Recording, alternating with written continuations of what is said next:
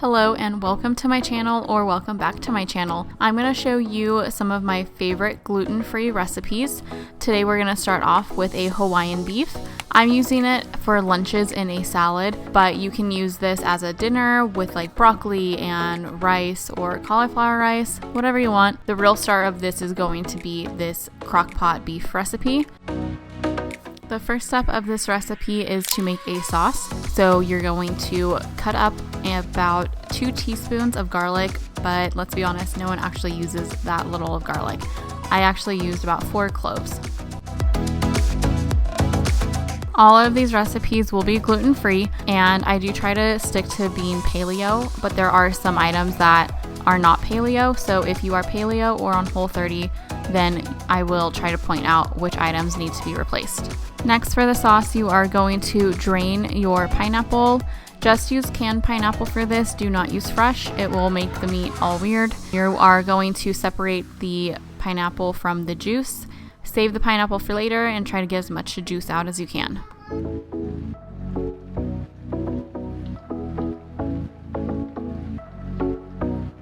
You're gonna add a 1/4 cup of apple cider vinegar.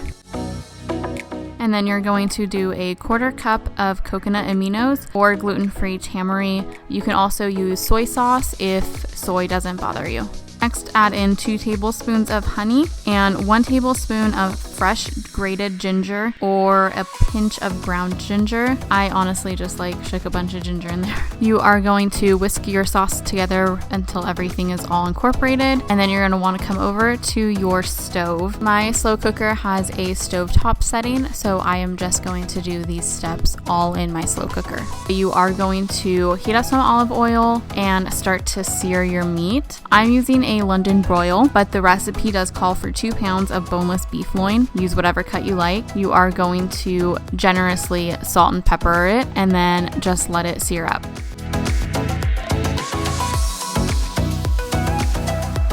I really hope if you are new to gluten-free or trying to go paleo that these recipes give you some inspiration and you're not just eating the same boring thing that I know I ran into the first couple weeks of my diet change. Next, you are going to cut up some onion.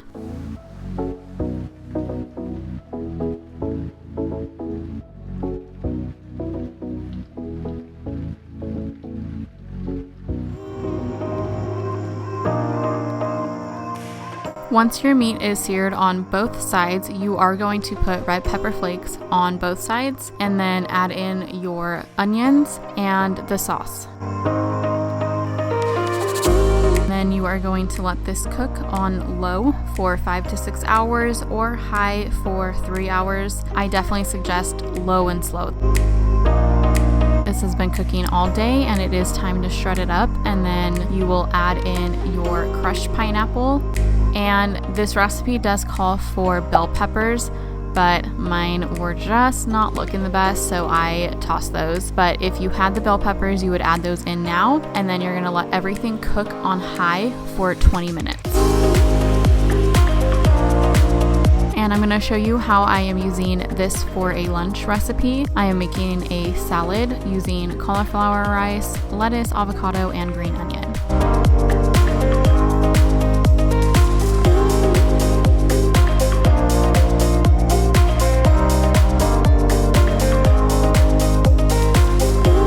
You definitely don't have to use this for a salad, but I wanted to meal prep and it was seriously so good all week. We added some teriyaki sauce and Scott did some sriracha, and it was such a good lunch.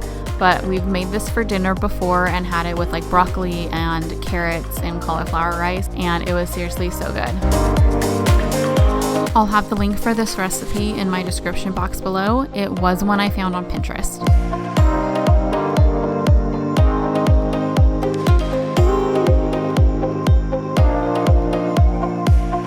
So this one is definitely not paleo because of the chickpea pasta, but sometimes you just need some pasta.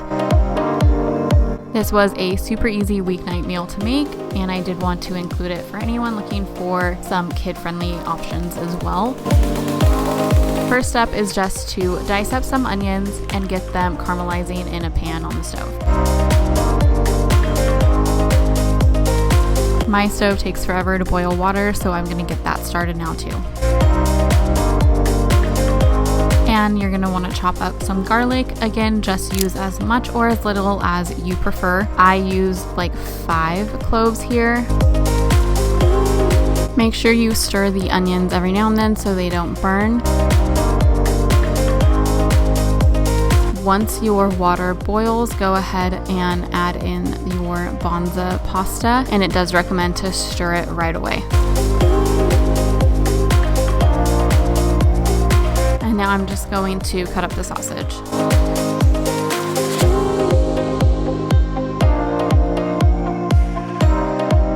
I just followed the directions for the pasta, and it did say after you drain it to give it a good rinse. Then I'm going to add some diced tomatoes to the sausage and onions, and then I'm going to add in the pasta sauce so it can get warm before I add in the pasta. This was seriously such an easy and delicious meal. Even my baby ate the pasta noodles, and I definitely recommend this to anyone that wants pasta and is gluten-free.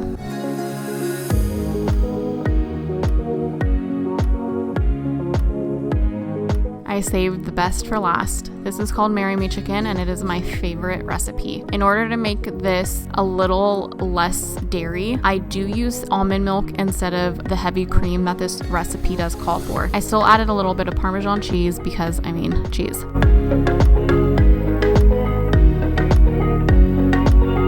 You're gonna start by preheating your oven to 375.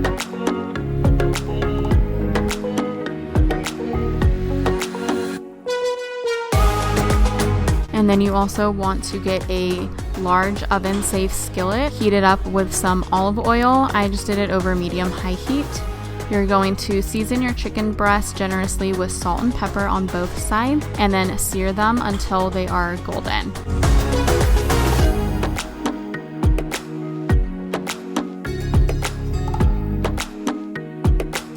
And it wouldn't be one of my meals without a bunch of garlic. So go ahead and chop up some garlic. The recipe calls for 2 cloves, but that is not enough for me.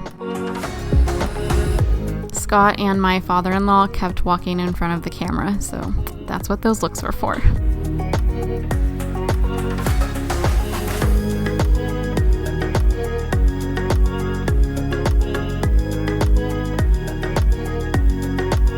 You just want to sear the chicken. You do not want to cook it through. And once they have seared, you are going to transfer them to a plate.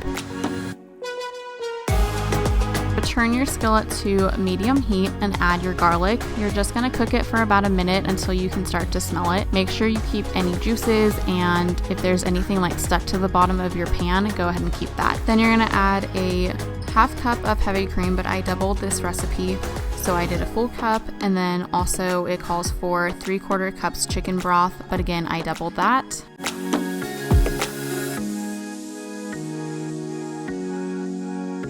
When it comes to seasonings, I just follow what I like and I don't follow the recipe. So again, it'll be linked down below if you do want to follow the exact measurements.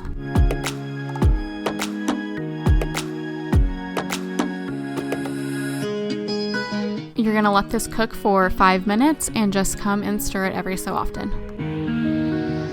We're gonna start cooking a side of green beans, so go ahead and get a skillet hot and add some olive oil to it. You're also going to dice an onion, and then just make sure you are stirring the sauce back there. And add in the onions, and again, just let those caramelize up. After the sauce has been cooking for 5 minutes, add in the sun-dried tomatoes, and then you're also going to add in the Parmesan cheese, and you can skip the cheese if you want to. Give it a stir, and then you're going to add the chicken back in. If you are cooking the chicken just in a normal skillet, you don't have to cover it, but you are going to bake it until the chicken is cooked. It's about 15 to 18 minutes. And then I'm going to add my green beans to the onions once the onions get a little caramelized. Next, I'm going to add some lemon juice to the green beans, and I let all of this just kind of cook for about 20 minutes. I also added some white pepper, but you can definitely just use normal pepper. Don't judge me for not making homemade mashed potatoes. Next, I'm going to add in some chicken broth to the green beans to deglaze the pan, and it just gives it a really good flavor. I did this twice because I did just kind of let these sit.